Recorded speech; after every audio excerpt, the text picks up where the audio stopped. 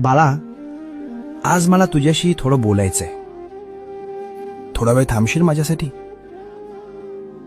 खूप धावतोयस रे तू, सुखाच्या मागे आणि पैशाच्या मागे.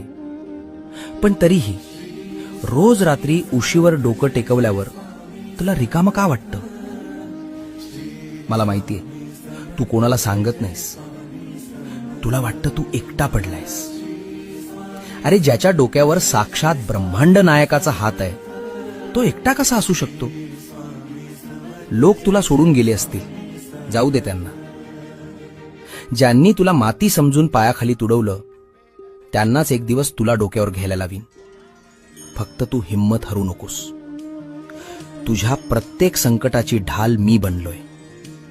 तुझं सगळं ओझं माझ्या पायावर सोडून दे. भिवू नकोस. मी, होय मी, तुझ्या पाठीशी आहे.